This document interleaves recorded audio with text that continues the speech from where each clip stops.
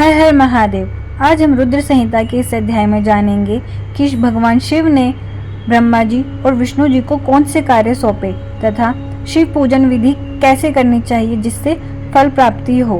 तो शुरू करते हैं। परमेश्वर शिव बोले, हे उत्तम व्रत का पालन करने वाले विष्णु, तुम सर्वदा सब लोकों में पूजनीय और मान्य होंगे। ब्रह्मा जी के द्वारा रचे लोक में कोई दुख या संकट होने पर दुखों और संकटों का नाश करने के लिए तुम सदा तत्पर रहना। तुम अनेकों अवतार ग्रहण कर जीवों का कल्याण कर अपनी कीर्ति का विस्तार करोगे। मैं तुम्हारे कार्यों में तुम्हारी सहायता करूंगा और तुम्हारे शत्रुओं का नाश करूंगा। तुम में और रुद्र में कोई अंतर नहीं है, तुम एक दूसरे के पूरक हो। जो मनुष्य रुद्र का भक्त होकर तुम्हारी निंदा करेगा उसका पुण्य नष्ट हो जाएगा और उसे नरक भोगना पड़ेगा। मनुष्यों को तुम भोग और मोक्ष प्रदान करने वाले और उनके परम पूज्य देव होकर उनका निग्रह और अनुग्रह आदि करोगे। भगवान शिव ने मेरा हाथ विष्णु जी के हाथ में देकर कहा, तुम संकट के समय सदा इनकी सहायता करना तथा सभी को भोग और मोक्ष प्रदान करना तथा सभी मनुष्यों की कामनाओं को पूरा करना। तुम्हारी शरण में आने वाले मनुष्यों को मेरा आश्रय भी मिलेगा तथा हम में भेद करने वाला मनुष्य नरक में जाएगा। ब्रह्मा जी कहते हैं, देवर्षि नारद, भगवान शिव का यह वचन सुनकर मैंने और भगवान विष्णु ने महादेव जी को प्रणाम कर धीरे से कहा, हे करुणानिधि भगवान शंकर, मैं आपकी आज्ञा मानकर सब कार्य करूंगा। मेरा जो भक्त आपकी निंदा करे उसे आप नरक प्रदान करें। आपका भक्त मुझे अत्यंत प्रिय है। महादेव जी बोले, अब ब्रह्मा विष्णु और रुद्र के आयुर्बल को सुनो। 4000 युग का ब्रह्मा का एक दिन होता है और 4000 युग की एक रात होती है। 30 दिन का एक महीना और 12 महीनों का एक वर्ष होता है। इस प्रकार के वर्ष प्रमाण से ब्रह्मा की 100 वर्ष की आयु होती है और ब्रह्मा का एक वर्ष विष्णु का एक दिन होता है। वह भी इसी प्रकार से 100 वर्ष जिएंगे तथा विष्णु का एक वर्ष रुद्र के एक दिन के बराबर होता है और वह भी इसी क्रम से 100 वर्ष तक स्थित रहेंगे। तब शिव के मुख से एक ऐसा श्वास प्रकट होता है जिसमें उनके 21,600 दिन और रात होते हैं। उनके 6 बार सांस अंदर लेने और छोड़ने का एक पल और 8 घड़ी और 60 घड़ी का एक दिन होता है। उनके सांसों की कोई संख्या नहीं है, इसीलिए वे अक्षय हैं। तुम मेरी आज्ञा से सृष्टि का निर्माण करो। उनके वचनों को सुनकर विष्णु जी ने उन्हें प्रणाम करते हुए कहा कि आपकी आज्ञा मेरे लिए शिरोधार्य है। यह सुनकर भगवान शिव ने उन्हें आशीर्वाद दिया और अंतर ध्यान हो गए। उसी समय से लिंग पूजा आरंभ हो गई। ऋषि बोले, हे सूत जी, अब आप हम पर कृपा कर हमें ब्रह्मा जी व नारद के संवादों के अनुसार शिव पूजन की विधि बताइए जिससे भगवान शिव प्रसन्न होते हैं। ब्राह्मण, क्षत्रिय, वैश्य और शूद्र आदि 4 वर्णों को शिव पूजन किस प्रकार करना चाहिए? आपने व्यास जी के मुख से जो सुना हो कृपया हमें भी बताइए। महर्षियों के ये वचन सुनकर सूत जी ने ऋषियों द्वारा पूछे गए प्रश्नों का उत्तर देते हुए कहना आरंभ किया। सूत जी बोले, हे मुनीश्वर, जैसा आपने पूछा है वह बड़े रहस्य की बात है। मैंने इसे जैसा सुना है उसे मैं अपनी बुद्धि के अनुसार आपको सुना रहा हूँ। पूर्व काल में व्यास जी ने सनत कुमार जी से यही प्रश्न किया था। फिर उपमन्यु जी ने भी इसे सुना था और इसे भगवान श्री कृष्ण को सुनाया था। वही सब मैं अब ब्रह्मा नारद संवाद के रूप में आपको बता रहा हूँ।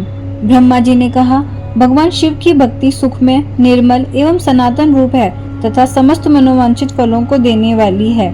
यह दरिद्रता, रोग, दुख तथा शत्रु द्वारा दी गई पीड़ा का नाश करने वाली है।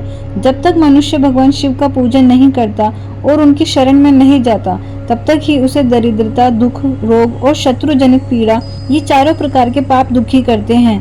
भगवान शिव की पूजा करते ही ये दुख समाप्त हो जाते हैं और अक्षय सुखों की प्राप्ति होती है। वह सभी भोगों को प्राप्त कर अंत में मोक्ष प्राप्त करता है।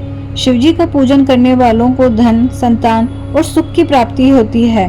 ब्राह्मण, क्षत्रिय, वैश्य और शूद्रों को सभी कामनाओं तथा प्रयोजन की सिद्धि के लिए विधि अनुसार पूजा उपासना करनी चाहिए।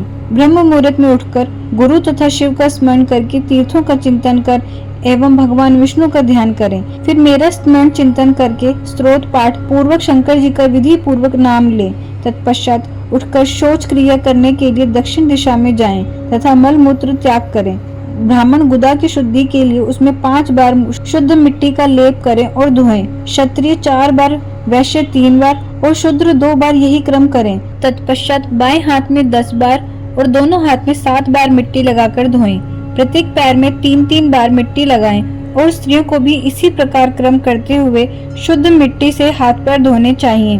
ब्राह्मण को 12 अंगुल, क्षत्रियो को 11, वैश्य को 10 और शूद्र को 9 अंगुल की दातुनी करनी चाहिए। षष्ठी, अमावस्या, नवमी, व्रत के दिन, सूर्यास्त के समय, रविवार और श्राद्ध के दिन दातुन न करें।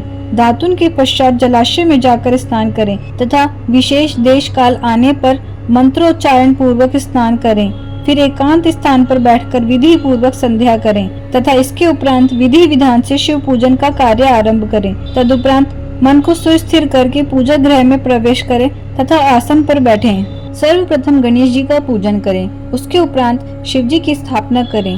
3 बार आचमन कर 3 प्राणायाम करते समय त्रिनेत्रधारी शिव का ध्यान करें। महादेव जी के 5 मुख, 10 भुजाएं और जिनकी स्फटिक के समान उज्जवल कांति है। सब प्रकार के आभूषण उनके श्री अंगों को विभूषित करते हैं तथा वे बाघंबर बांधे हुए हैं। फिर प्रणव मंत्र अर्थात ओंकार से शिव जी की पूजा आरंभ करें। पाद्य, अर्घ्य और आचमन के लिए पात्रों को तैयार करें। 9 कलश स्थापित करें तथा उन्हें कुशाओं से ढककर रखें। कुशाओं से जल लेकर ही सबका प्रक्षालन करें। तत्पश्चात सभी कलशों में शीतल जल डालें। खस और चंदन को पाद्य पात्र में रखें। चमेली के फूल, शीतल चीनी, कपूर, बड़ की जड़ तथा तमाल का चूर्ण बना लें और आचमनीय पात्र में डालें। इलायची और चंदन को तो सभी पात्रों में डालें। देवादिदेव महादेव जी के सामने नंदीश्वर का पूजन करें। गंध, धूप तथा दीपों द्वारा भगवान शिव की आराधना आरंभ करें। सधो जातम प्रपधामी मंत्र से शिव जी का आह्वान करें। ओम वामदेवाय नमः मंत्र द्वारा भगवान महेश्वर को आसन पर स्थापित करें। फिर ईशान सर्व विद्या नाम मंत्र से आराध्य देव का पूजन करें। पाद्य और आचमनीय अर्पित कर अर्घ्य दें। तत्पश्चात गंध और चंदन मिले हुए जल से भगवान शिव को विधि पूर्वक स्नान कराएं। तत्पश्चात पंचामृत से भगवान शिव को स्नान कराएं। पंचामृत के 5 तत्वों दूध, दही, शहद, गन्ने का रस तथा घी से नहलाकर महादेव जी के प्रणव मंत्र को बोलते हुए उनका अभिषेक करें। जल पात्रों में शुद्ध व शीतल जल लें। सर्वप्रथम महादेव जी के लिंग पर कुश, अपामार्ग, कपूर, चमेली, चंपा, गुलाब, सफेद कनेर, बेल, कमल और उत्पल पुष्पों एवं चंदन को चढ़ाकर पूजा करें। उन पर अनवरत जल की धारा गिरने की भी व्यवस्था करें। जल से भरे पात्रों से महेश्वर को नहलाएं। मंत्रों से भी पूजा करनी चाहिए। ऐसी पूजा समस्त अभिष्ट फलों को देने वाली है। पावमान मंत्र, रुद्र मंत्र, नील रुद्र मंत्र, पुरुष सूक्त, श्री सूक्त, अथर्वशीर्ष मंत्र, शांति मंत्र, भारुंड मंत्र, स्थंतरसाम, मृत्युंजय मंत्र एवं पंचाक्षर मंत्रों से पूजन करें। शिवलिंग पर 1 सहस्त्र या 100 जल धाराएं गिरने की व्यवस्था करें। स्फटिक के समान निर्मल, अविनाशी, सर्वलोक में परम देव जो आरंभ और अंत से हीन तथा रोगियों के औषधि के समान है, जिन्हें शिव के नाम से पहचाना जाता है एवं जो शिवलिंग के रूप में विख्यात हैं, उन भगवान शिव के मस्तक पर धूप, दीप, नैवेद्य और तांबुल आदि मंत्रों द्वारा अर्पित करें।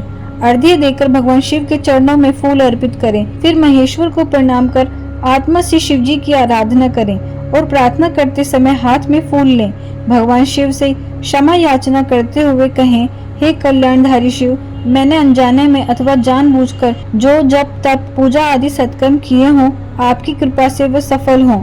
हर्षित मन से शिव जी को फूल अर्पित करें। स्वस्ति वाचन कर अनेक आशीर्वाद ग्रहण करें। भगवान शिव से प्रार्थना करें कि प्रत्येक जन्म में मेरी शिव में भक्ति हो तथा शिव ही मेरे शरण दाता हो। इस प्रकार परम भक्ति से उनका पूजन करें। फिर सपरिवार भगवान को नमस्कार करें। जो मनुष्य भक्ति पूर्वक प्रतिदिन भगवान शिव की पूजा करता है, उसे सब सिद्धियां प्राप्त होती हैं। उसे मनोवांछित फलों की प्राप्ति होती है। उसके सभी रोग, दुख, दर्द और कष्ट समाप्त हो जाते हैं। भगवान शिव की कृपा से उपासक का कल्याण होता है। भगवान शंकर की पूजा से मनुष्यों में सद्गुणों की वृद्धि होती है। यह सब जानकर नारद जी अत्यंत प्रसन्न होते हुए अपने पिता ब्रह्मा जी को धन्यवाद देते हुए बोले, आपने मुझ पर कृपा कर शिव पूजन की अमृत विधि बताई है। शिव भक्ति समस्त भोग और मोक्ष प्रदान करने वाली है। इसी के साथ आज का अध्याय समाप्त हुआ। कल फिर मिलेंगे एक और नए अध्याय के साथ। तब तक के लिए हर हर महादेव।